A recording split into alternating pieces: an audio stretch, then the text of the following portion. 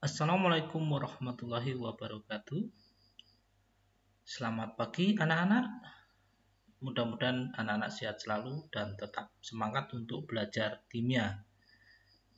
Nah, pada pertemuan kali ini kita akan membahas tentang senyawa hidrokarbon pada topik kekhasan atom karbon. Apa sih senyawa hidrokarbon itu? Nah, kalau menilai istilah hidrokarbon, kita akan tahu di situ ada hidro dan ada karbon.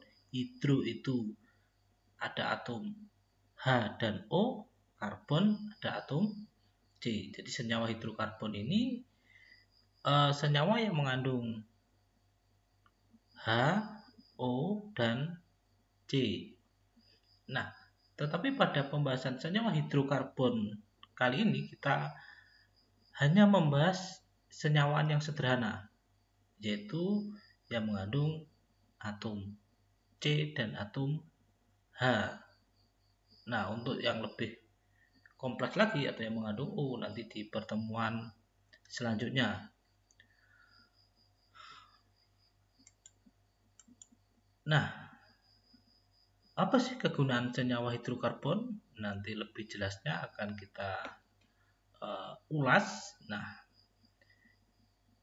di situ bisa kita lihat ada beberapa kegunaan senyawa hidrokarbon dalam kehidupan sehari-hari. Dapat digunakan sebagai sandang, pangan, kegiatan seni, estetika, pangan, dan macam-macam banyak hal yang lainnya.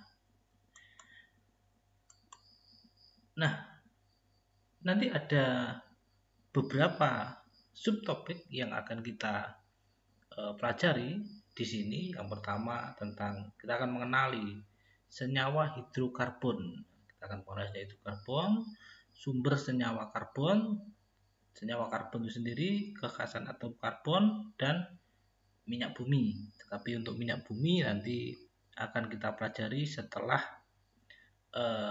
secara detail. Nanti kita mempelajari beberapa senyawa hidrokarbon. Nanti ada golongan alkana, alkena, dan alkuna. Nah, ini anak-anak, bagaimana mengenali atom C dan atom H pada senyawa hidrokarbon? Nah, ada beberapa uji yang bisa kita lakukan untuk mengenali atom C dan H pada senyawaan hidrokarbon. Ini yang paling umum dilakukan untuk mengenali atom-atom tersebut. Yang pertama, uji awal biasanya dengan cara pembakaran senyawa tersebut dengan penambahan CuO. Kemudian akan dilanjutkan dengan uji C. Artinya uji C itu untuk mengenali di situ ada atom C pada senyawaan atau pada zat. Bila air kapur menjadi keruh, maka terdapat C atau atom C. Nah, ini kalau tidak keruh berarti di situ tidak mengandung atom C. Lanjut, uji hidrogen atau uji H. Nah, di sini akan terbentuk di dinding tabung, diuji dengan CuSO4 anhidrat. Apabila menjadi biru, maka terdapat H, atom H. Nah, ini. Nah, untuk reaksi kimianya bisa kita lihat di sini. Nah, tadi uji awal dengan cara pembakaran senyawa tersebut dengan penambahan CuO. Nah, dengan penambahan CuO. Coba kita perhatikan di sini.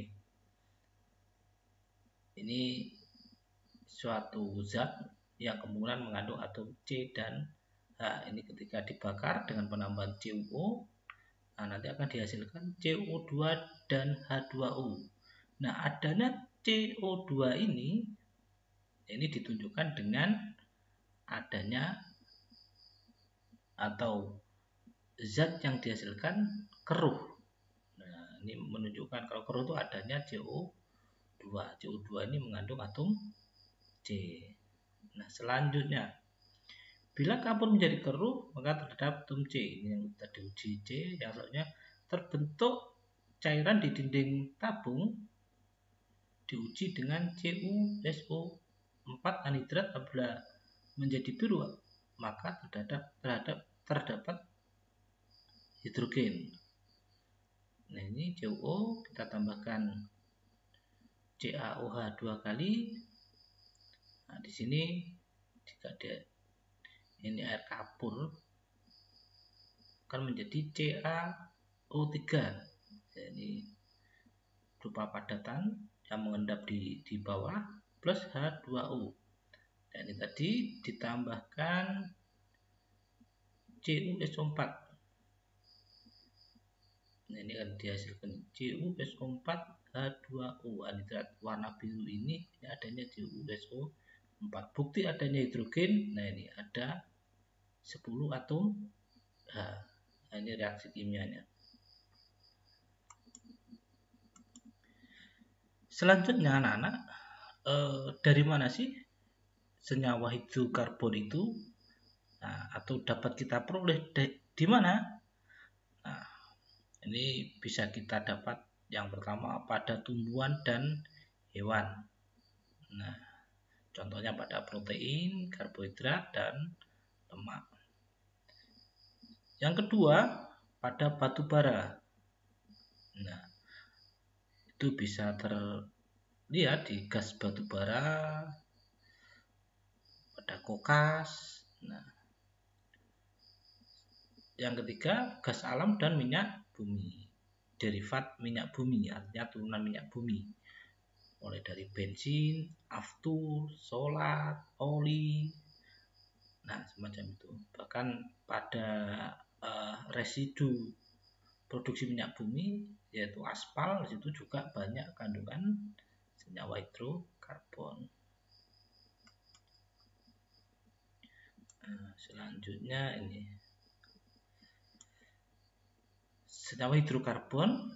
Jadi kita bisa, kalau ditinjau dari sintesisnya, ini bisa kita bagi dari senyawa hidrokarbon organik dan senyawa hidrokarbon anorganik. Yang organik ya sudah kita jelaskan di kelas 10 dulu apa itu organik ya. Disintesis atau dibuat oleh tubuh makhluk hidup. Di cawan ini diperoleh dari sintesis makhluk hidup. Contohnya protein, karbohidrat, lemak. Nah, protein bisa nabati, bisa hewani. Jadi kalau dari nabati itu bisa dari kacang-kacangan, nah, bisa dari susu. Nah, ada karbohidrat dan ada lemak. Selanjutnya adalah anorganik, disintesis di luar tubuh makhluk hidup. Jadi bisa didapat dari karbonat, gas CO2, CO, macam ini. Nah, selanjutnya kita akan lebih dekat lagi mengenali hidrokarbon. Nah, terutama yang kita bahas tentang kekasan atom karbon. Nah, ini jari-jari atom karbon relatif kecil. Nah, kenapa kok kecil? Nah, ini bisa dilihat di penjelasan ini. Kalau dilihat di tabel periodik, unsur atom karbon ada di periode 2. Artinya atom karbon cuma punya 2 kulit terluar. Maka jari-jari atomnya juga pasti kecil. Jadi kalau anak-anak memperhatikan, melihat coba dibuka tabel periodiknya, ini ada di periode 2. Artinya di baris nomor 2 dari atas. Itu artinya berarti semakin banyak periodenya, itu artinya kulitnya juga semakin banyak. Kalau semakin banyak berarti jari-jarinya juga semakin besar. Besar kecilnya jari-jari atom itu berpengaruh pada kuat tidaknya ikatan yang terbentuk. Jadi semakin kecil, ikatannya juga semakin kuat. Jadi mengingat jari-jari atom karbon relatif kecil, ikatan kovalen yang terbentuk akan relatif kuat.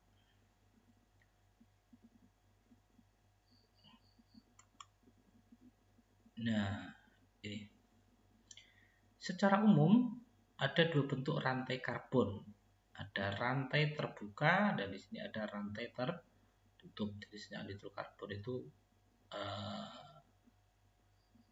senyawanya ini ada rantai terbuka itu artinya yang lurus atau rantai bercabang. Jadi ada ujung kiri, ada ujung kanannya semacam itu.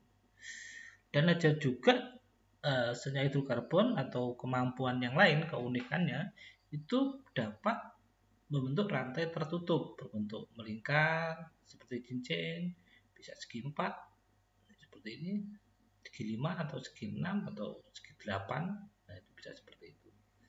Nah, ini contoh molekulnya.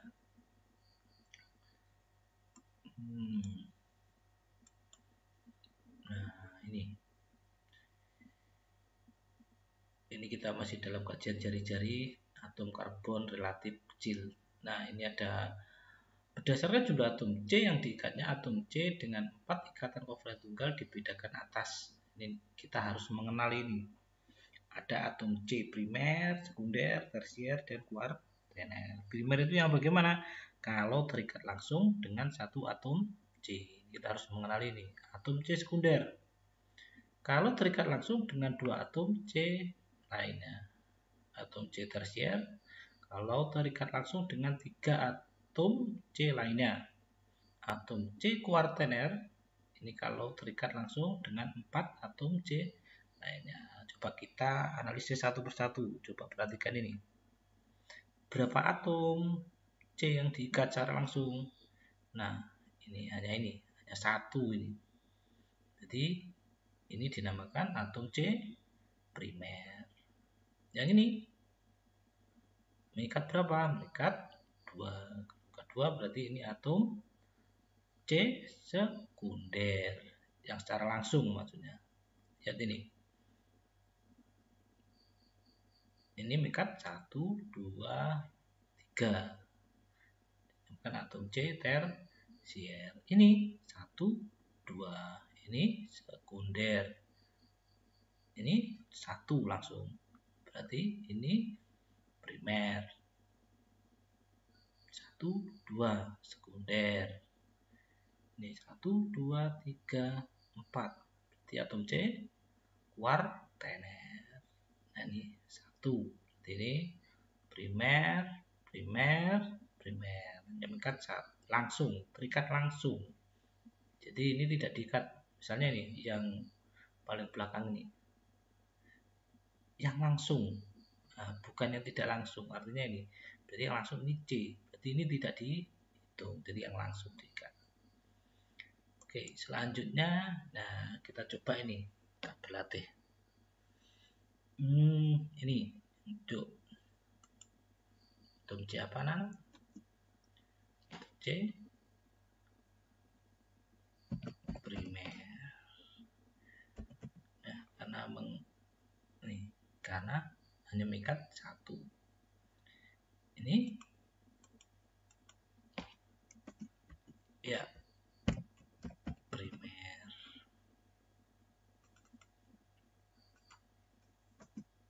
Ini 1, 2, 3. Nah, mengikat berapa atom C? 3, walaupun ikatannya rangkap. Atom C apa? Tersier. Ini 1, 2 sekunder. Ini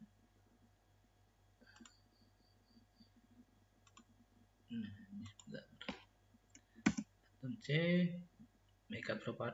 2. Berarti sekunder. Yang ini anak-anak coba atom C apa? Atom C primer. Ini 1, 2, 3 tersier. Kalau ini sekunder. Yang terakhir ini apa nana? Iya, primer. mengikat satu atom C. Oke, mudah kan? Nah, kita lanjutkan ini. Atom karbon memiliki 4 elektron valensi. Nah, atom karbon ada 4 elektron valensi atau 4 elektron di kulit terluar menurut konfigurasi elektron. Nah, masih ingat materi ini? Ya, 1s2, 2s2, 2p, 2. Ini elektron valensinya. Kenapa kok jumlahnya 4? Itu bisa kita lihat di sini. Kita gambarkan dari atom C, nomor atomnya 6, nomor masanya 12, mempunyai 4 elektron valensi, artinya ini elektronnya 1, 2, 3, 4. Nah, bisa juga diganti atau digambarkan dengan tangan.